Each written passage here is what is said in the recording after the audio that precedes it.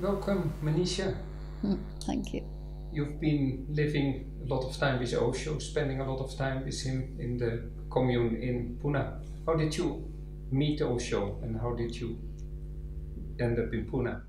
Well, to cut a long story short, when I was an adolescent, I was full of fervour about saving the world, and I guess I was Christian conditioning and very idealistic, but by and by that passion to do something for the world became more an interest in my own internal life, because I began to see during my nursing, I was training for nursing, that there are people who were in awful circumstances, maybe they were dying, who were happy, and conversely there were people who had every reason to be happy, had money and intelligence and good looks and a job, and they weren't. So my whole interest became in, well, what makes people happy? It must be to do with the mind. So after general nursing and midwifery, I went to London and studied psychiatry because I thought the answer must lie in the mind. Yeah. In due course, became very disillusioned with psychiatry. I found I was more identified with the patients than with the staff. And it was that time in the early 70s in London that the humanistic growth movement was just starting. Yeah. Primal therapy, encounter groups and so on in London, Holland, rest of Europe, and in Esalen in America. And so I became interested in that movement, got very involved with it. And this was a lovely, refreshing change from psychiatry, which was so mindy. At least in groups, one was getting into one's feelings and getting rid of one's shit and letting your left foot talk to you and dropping your hang-ups and all that sort of thing. But after a couple of years, that also, I felt I'd reached the limits of humanistic psychology as well. When I look back, it was as though existence was pushing me along. I feel now it's totally unconscious. It's not that I was on a spiritual search, though I was, but not consciously. Because after that, I went to a Tibetan Buddhist retreat in Scotland called Sami Ling. I went to a Sufi farm in Oxfordshire. I took part in a Gurdjieff group on Haverstock Hill. And everywhere I went, I met beautiful people. I did lovely things, meditating in different forms. But there was something that was saying, yes, it's good, it's lovely, but just a feeling there's something else. And I didn't know what it was, because my friends weren't feeling as I was. I was making friends wherever I was, but invariably I was moving on and they were happy with what they'd found. And it wasn't until I was on the way back to Australia from London and a friend suggested I stop over in India and visit his guru, that I found something that was to change the whole course of my life. I see. And that something was Osho, in short. When I arrived in India, I was totally anti-gurus. I saw the whole trip as being father fixated, and in those days, Osho's people wore orange robes and beads around their neck with his photo.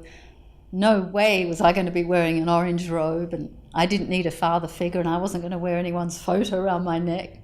So I went there full of what I didn't feel good about with Osho, but nevertheless I'd read one of his books before I left England. Yeah. When was that you... That was about 73, and when I got to Pune it was 74. Yeah.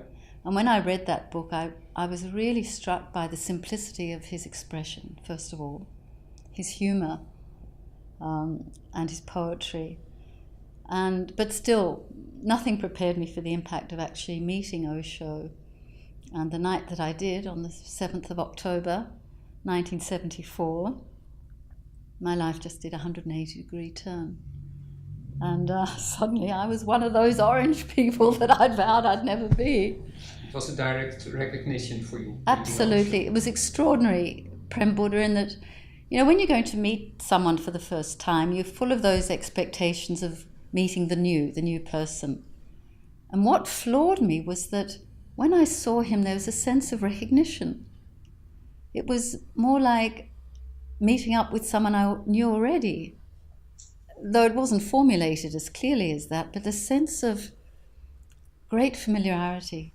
And that really pulled the rug out from under my feet. It was like then all the parameters that were there in place dissolved, because this was so unexpected to meet someone who already I feel, but I know you.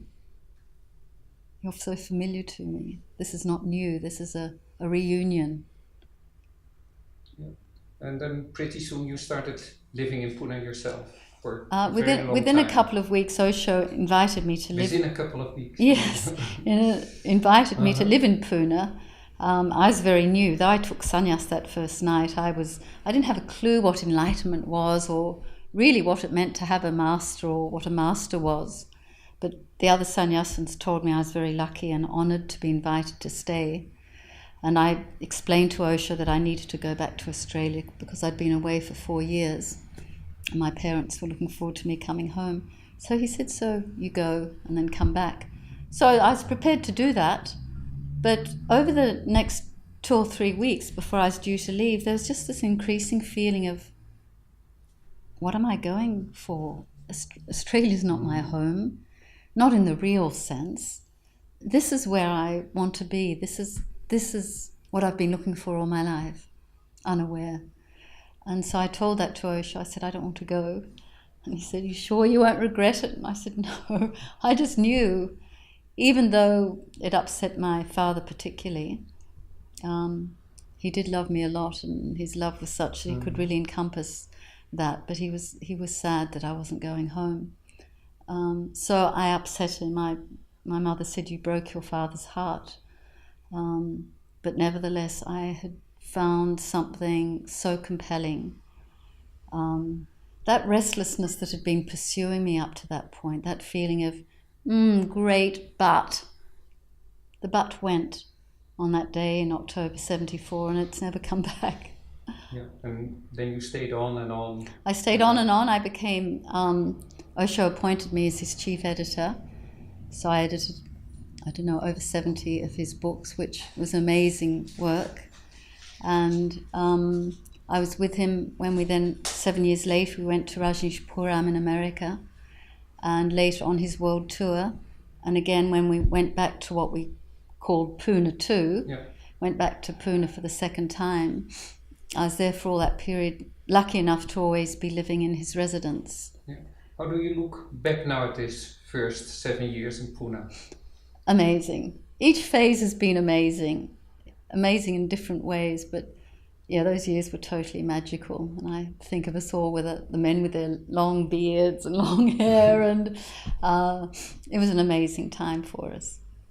I think of lots of music in Pune 1, music, and every month Osho would speak on a different master.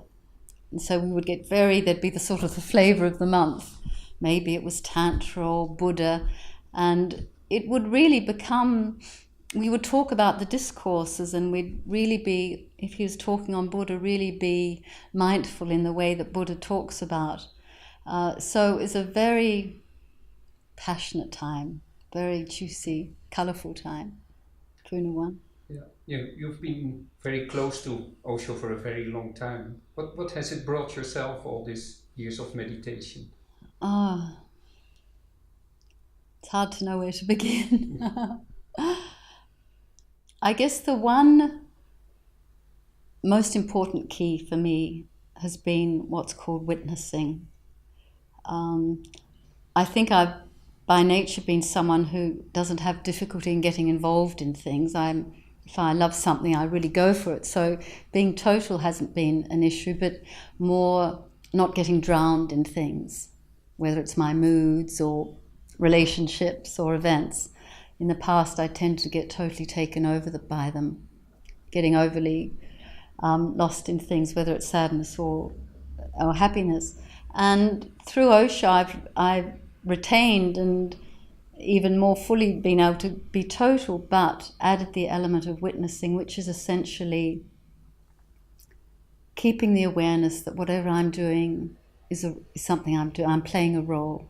For example, right now, I'm playing the role of being interviewed, and you're the interviewee, but I've also, the roles have been reversed. So everything I do, whether I'm running a group or hanging out with a friend, having an ice cream, or talking to a stranger on a plane, it's this ability to, this remembrance that I'm not whatever I'm doing, that there's a sense of a gap, and that's been really, really important for me. But that's only one of many, many things. Many things. Yeah. I'm sure you've been doing a lot of the meditations in Pune. Yeah. Here in the West, people often look at meditation as calming the mind, for it's become much more popular, but that's the way people often look at it. What's for you the essence of meditation and the way Osho worked with it? Well, my experience and what I've heard Osho say many times is that you can't calm the mind. And the mind is, well, for example, I carry this around with me, this snowstorm. The mind is a thought-producing factory, or a perpetual snowstorm. It's like always active. And to try and calm it is simply trying to make something passive that's by nature active. It's a futile attempt. And not only that, but you get into a fight with it. Meditation is finding different ways to let the mind settle. Yes? In a way that's not antagonistic. Now, the traditional way of meditating was the Buddhist method of Vipassana, for example, was to watch this activity, to breathe your way, using the breath as a sort of a focal point, to let the mind just settle of its own accord. And that was fine 2,000 years ago, over 2,000 years ago now, when Buddha was alive, because society, people's way of living was a lot less complex than ours is. Less mental. Yeah. Less mental, exactly. People weren't so sophisticated, and they were more physical. They were out chopping the wood or hunting animals or tilling the land. So those two factors really an important part in people's psyche, because they're able to sit at will and just go inside. But most of us, if we try that, we just find as soon as we close our eyes, there's just 101 thoughts going on in the mind, like, I shouldn't really be doing this, I've got to do that, what about that phone call, I've got to remember to pick up my laundry, or just, this is self-indulgent, oh, I'm not getting anywhere. Or, oh God, my back's aching now, or scratching. So there's a restlessness in the body and the mind. And that's why Osho's approach to meditation is so unique, because he endorses Buddha's method. In fact, he calls it the essential meditation. It's beautiful. It couldn't be more simple. But modern man, contemporary man, is different from the man that was around Buddha.